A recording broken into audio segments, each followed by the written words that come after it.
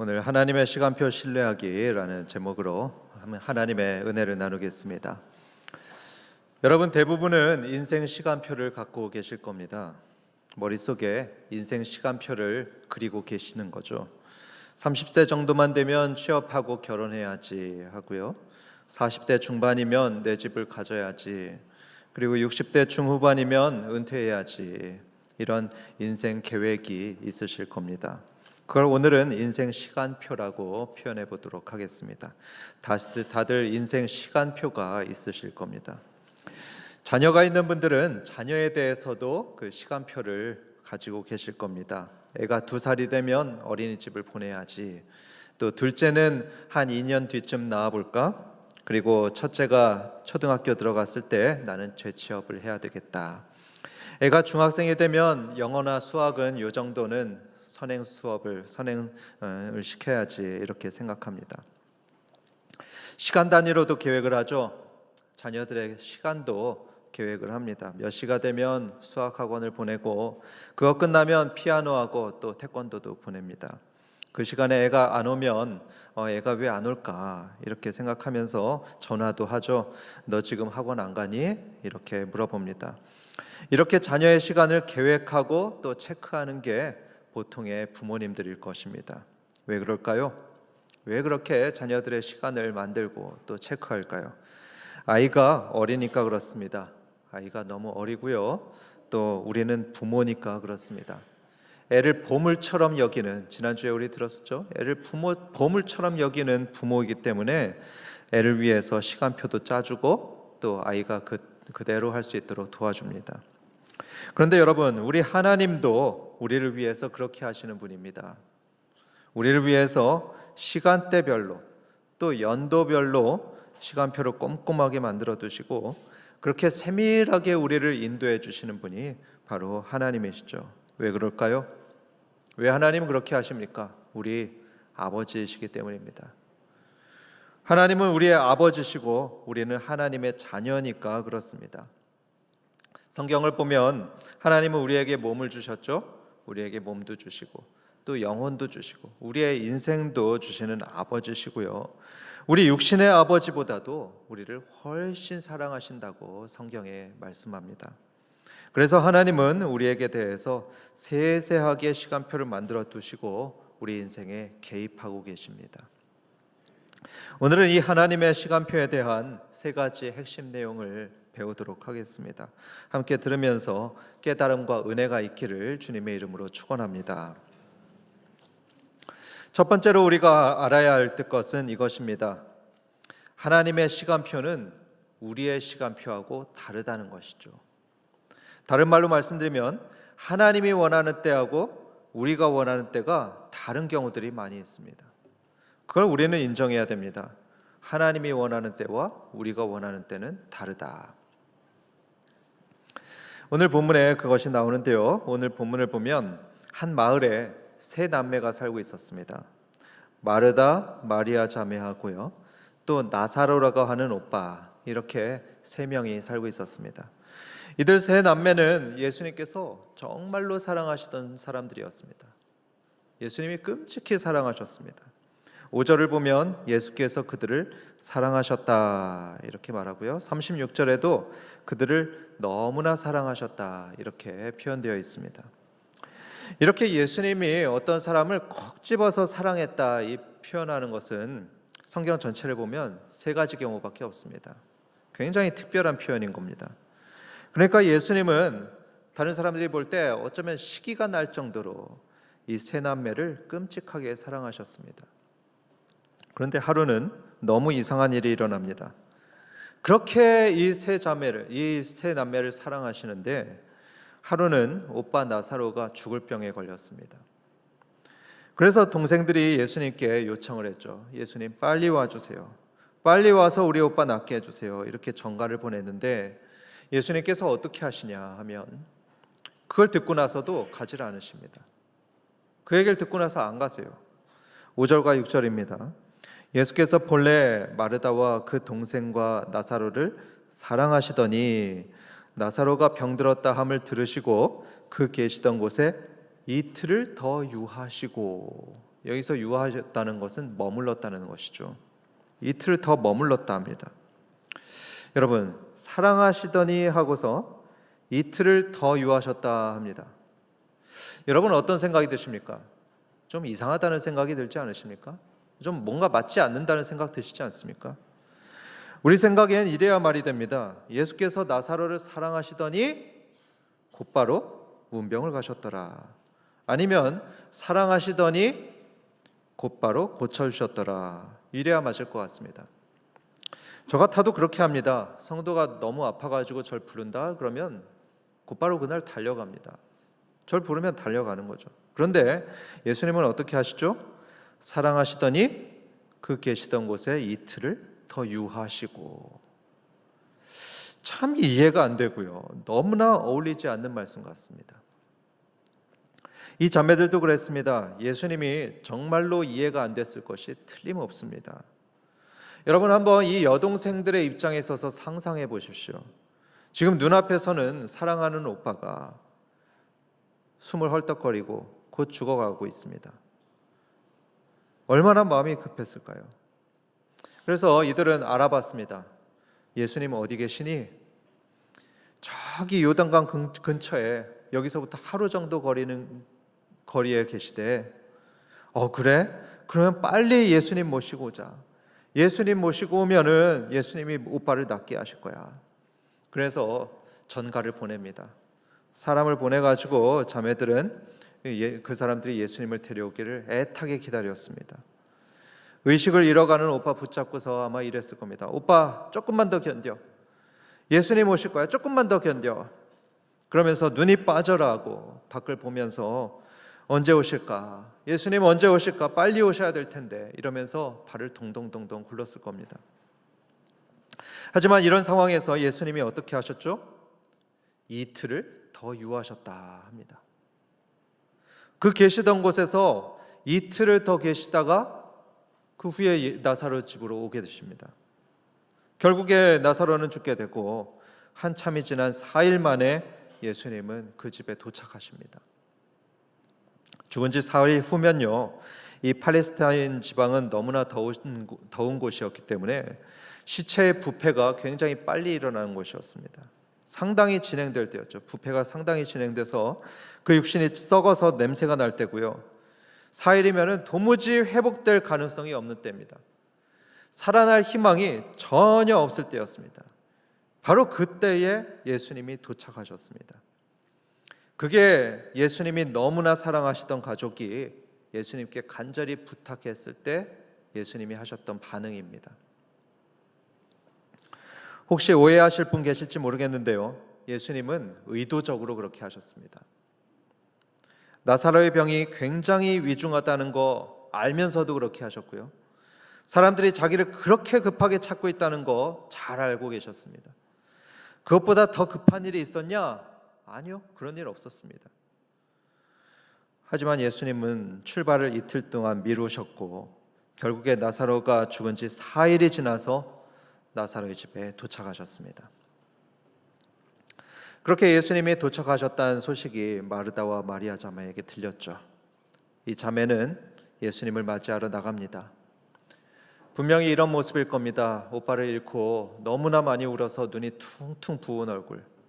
그 얼굴로 예수님을 맞이하는데 이 자매들의 마음이 어땠을까요?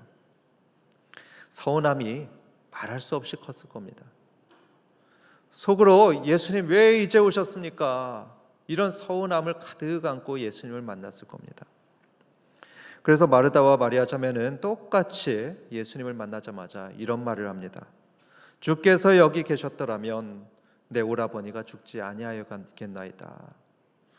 주께서 여기 계셨더라면 내 오라버지가 죽지 아니하였겠나이다. 2번을 말합니다. 그런데 여러분, 이들 자매가 깨닫지 못했던 게 하나 있습니다. 깨닫지 못했던 게 있는데 그거는요, 우리 사람들의 시간표하고 하나님의 시간표가 다르다는 것입니다. 마르다의 시간표하고 하나님의 시간표가 달랐습니다. 마르다는 그걸 알지 못했습니다. 마르다는 예수님이 언제 오실 걸 기대했죠? 오빠가 죽기 전에 오시기를 기대했습니다. 오빠가 죽기 전에 예수님이 오시는 게 그게 마르다의 계획이고 마르다의 시간표였습니다. 하지만 하나님의 시간표는 달랐습니다. 하나님의 일정과 하나님의 계획 속에서 예수님은 언제 오시냐 하면 나사로가 죽은 후에 예수님이 오시는 겁니다. 그것도 죽은 후 4일이 지나서 도착하는 게 그게 하나님의 일정이고 하나님의 계획이었습니다. 우리도 우리 나름의 시간표가 있습니다. 그렇지 않습니까? 나는 몇 살에 결혼해야지, 10년 후에는 집을 사야지, 또 5년 후에는 내 회사를 차려야지, 이러면서 시간표를 짜놨습니다. 그런데 하나님의 시간표는 어떨까요? 많은 경우에 다릅니다. 우리 계획과 아주 다른 때에 우리의 결혼을 계획하기도 하시고요, 훨씬 빠른 나이에 애를 주기로 계획하시거나 아니면 훨씬 늦게 애를 주시기로 계획하십니다. 그리고 하나님은 당신의 뜻대로 행하십니다. 다시 말해서 하나님의 시간표대로 행하시지 우리의 시간표나 우리의 계획대로 하시지 않습니다. 물론 우리의 시간표가 하나님의 시간표하고 일치할 때는 그때는 그대로 하실 겁니다. 하지만 다를 때에는 하나님의 계획대로 하시지 우리의 계획대로 하시지 않습니다. 그래서 우리 때로는 어떤 마음이 듭니까?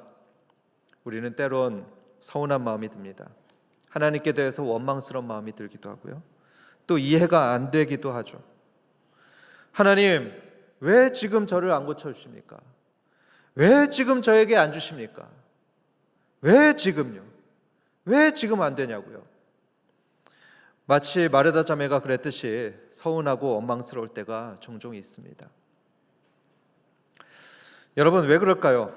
왜 하나님은 마치 독불 장군 마냥 당신의 시간표대로만 하실까요? 왜 우리를 사랑하신다면서 우리가 원하는 때에는 들어주지 않을까요? 함께 따라해 보겠습니다. 우리의 시간표보다 하나님의 시간표가 훨씬 좋기 때문이다. 우리의 시간표보다 하나님의 시간표가 훨씬 좋기 때문입니다. 여러분, 초등학교, 중학교 자녀에게 여러분들이 여름방학 시간표 짜봐라, 그런 부모들 있죠? 한번 시간표 짜봐라 이렇게 하면요, 애들이 어떻게 할까요? 하루 종일 노는 걸로 채우려고 합니다. 아침에도 게임, 점심에도 게임, 저녁에도 게임, 하루 종일 놀려고 해요. 그러면 부모는 어떻게 합니까? 애가 만든 시간표를 무시해버립니다. 여러분, 그렇지 않습니까? 저는 그랬습니다. 그냥 무시해버려요. 그리고서 더 좋은 시간표, 더 유익한 시간표를 짜줍니다. 그리고 부모가 만든 시간표대로 애들을 양육하려고 하죠. 하나님하고 우리도 마찬가지입니다. 우리는 우리의 죄와 또 우리의 욕심으로 가득 찬 그런 해로운 시간표를 만들곤 합니다. 그래서 하나님은 많은 경우에 우리의 시간표를 무시하십니다. 그리고서 우리를 위해서 새로운 시간표를 짜주십니다. 그리고 하나님은 당신이 만든 그 시간표대로 우리에게 행하시는 거죠. 왜 그럴까요? 왜냐하면 그렇게 하는 게 우리에게 훨씬 유익하고 훨씬 더 좋기 때문입니다. 다시 나사로의 이야기를 보면서 그걸 확인하겠습니다. 예수님이 나사로의 집에 도착했던 건 나사로가 죽은 지 나흘째가 되었을 때라고 했죠. 의도적으로 그렇게 한 겁니다. 의도적으로 죽은 지 나흘 되었을 때에 도착한 거라고 말씀드렸는데요, 이것은 당시 배경을 보면 제법 중요한 사항입니다. 참고적으로 당시 유대인들의 관념에 의하면 사람은 죽은 후 3일 동안은 그 영혼이 육체에 머무른다고 이 고대 유대인들은 믿고 있었습니다. 사람이 죽고서 3일 동안은 그 영혼이 사람의 육체 속에 있다, 이렇게 믿었었죠. 잘못된 믿음입니다. 그런데 이런 배경 하에서 만약에 그 3일 동안, 그 3일 내에 예수님께서 나사로에게 오시고 예수님이 나사로를 살렸다면, 그랬다면 그걸 본 사람들은 어떻게 생각했을까요? '나사로의 영혼이 돌아왔네? '이렇게 생각했을 겁니다. 그냥 그 정도로만 생각할 겁니다. 잠깐 정신을 잃었다가 깨어난 걸로 생각할 가능성이 많이 있습니다. 불신자들은 분명히 그렇게 생각했을 겁니다. 예수님이 살린 게 아니고 잠깐 영혼이 나갔다 돌아온 거다.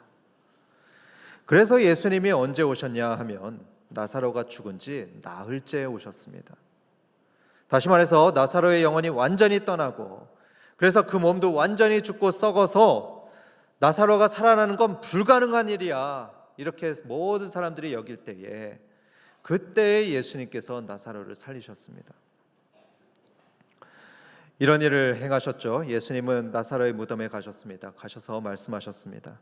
저 무덤 문을 열어라. 그러자 마리아가 말합니다. 주님, 지금 시체 썩는 냄새가 지독합니다. 냄새가 나는데 뭘 하려고 그러십니까? 예수님은 말씀합니다. 나를 믿으면 하나님의 영광을 볼 거라고 하지 않았냐? 열어라. 그래서 사람들이 무덤 문을 여니까 예수님께서 외치셨습니다. 나사로야, 나오너라. 그러자 기적이 일어납니다. 죽었던 나사로가 벌떡 일어나서 무덤 밖으로 걸어 나왔습니다. 성경은 기록합니다. 이로 인해서 수많은 사람들이 예수님을 하나님의 아들로 믿게 되었고요, 하나님께 큰 영광을 돌리게 되었습니다. 여러분, 그런데 만약에 사람들이 원했던 대로 예수님께서 일찍 왔다 그러면 어떤 일이 있었을까요? 예수님이 만약에 일찍 오셨다 그러면 뻔합니다.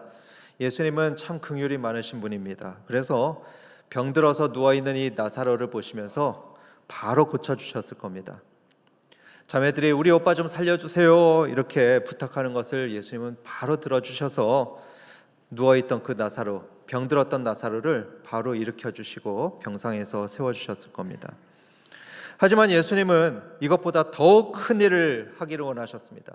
이보다 더욱 위대한 일을 하기를 원하셨습니다. 뭘 원하셨죠? 예수님은 나사로를 이 병상에서 일으키기보다는 무덤에서 일으키길 원하셨습니다. 그리고 그를 부활시키길 원하셨습니다. 사람들이 여태껏 보지도 듣지도 못한, 그런 상상하지도 못한 일을 하기를 원하셨죠. 그래서 하나님께 큰 영광이 되고 또 사람들에게 믿음을 주길 원하셨습니다. 그래서 예수님은 그렇게 늦게 나흘이나 지나서 그에게 오셨던 것이죠. 여러분 기억하시기 바랍니다. 하나님이 우리의 시간표와 우리의 일정을 따라서 역사하지 않으시고 당신의 시간표와 당신의 시간 계획을 따라서 역사하시는 이유는 그게 하나님께 영광이 되기 때문이고요, 또 그게 우리의 작은 믿음을 크게 만드는 그런 최상의 길이기 때문입니다. 제가 죄송한 말씀 하나 드리겠는데요, 저는 시험을 봤다 하면 항상 합격하는 사람입니다. 죄송합니다. 고등학교 시험부터 해서 대학교 시험, 장교 시험, 취직 시험, 또 대학원의 종합 시험까지, 박사과정 시험까지 다 한 번에 합격했습니다. 운전면허, 성경고사 이런 기본적인 건요 공부 안 해도 그냥 합격했어요. 죄송합니다. 그런데 정말로 실패를 많이 맛본 게 두 가지가 있었는데요, 그거는 결혼하고요, 또 담임 청빙입니다. 담임 목사 청빙. 저는 특별히 연애하고 결혼은요 빨리 하고 싶었습니다. 그런데 정말로 뜻대로 안 되더라고요. 제가 소개팅을 16번을 했었거든요. 그랬는데 대부분 채였습니다. 얼마나 울었는지 모릅니다. 그 사랑을 거절받는 그 마음 제가 정말 잘 압니다. 16번 기도했죠. 하나님, 저도 연애 좀 하게 해주세요. 저 결혼 어떡합니까? 결혼 좀 하게 해주세요. 제가 지금 웃으면서 말하지만 참 많이 울었습니다. 그러다가 마침내 17번째 역사가 일어났습니다. 하나님의 때가 임하게 되었습니다. 저는 정말 다 내려놓고 기도했습니다. 하나님, 제가요 기도하는 자만만 만나게 해주십시오. 정말 다 내려놓고 그렇게 기도하는 자매만 주십시오 기도했는데요, 하나님은 제가 이 기도를 드리기를 오랫동안 기다렸던 것 같습니다. 그렇게 제 마음이 바닥까지 낮아졌을 때, 그때 하나님은 저에게 가장 맞는 자매를 만나게 하셨습니다. 어디선가 아멘 소리가 들리는 것 같은데 저는 정말 아멘입니다. 참 감사합니다. 제가 또 하나 잘 안 됐던 게 뭐냐면은 이 담임 목사 청빙이었습니다. 저는 자신만만했었습니다. 비록 연애는 잘 못했지만 담임 목사는 바로 될 줄로 알았습니다. 스스로 준비가 잘 된 목사라고 자부했었습니다. 굉장히 교만했던 것이죠. 그런데 웬걸요? 다 거절당했습니다. 그때 저는 정말 어디든지 주님이 부르시는 데라면은 다 갈 생각이었습니다. 그래서 작은 교회도 지원했고요. 한 번은 저기 변두리까지 지원했었는데 분당에서도 떨어졌죠. 광주에서도 떨어졌습니다. 또 울산에서도, 또 포항에서도 넣는 족족 다 떨어졌습니다. 이 청빙도요, 결혼하고 참 비슷합니다. 그래서 자기랑 맞는 교회를 만나는 게 참 어렵습니다.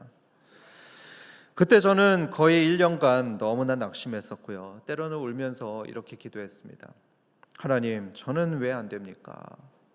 저 좀 어디든지 보내주십시오. 이렇게 기도했습니다. 그러다가 결국 부목사로 울산교회를 가서 거기서 2년 동안 사역하고 또 훈련 받았는데요. 생각지도 못하게 거기서 정말로 많이 배웠습니다. 정말 생각지도 못했습니다. 저는 다 배웠다고 생각했었는데 거기서 목회에 관한 많은 것들을 배우게 되었습니다. 그제서야 저는 깨달았습니다. 내가 다 준비된 줄 알았는데 아직도 배워야 됐었구나. 배워야 할 게 더 있었구나.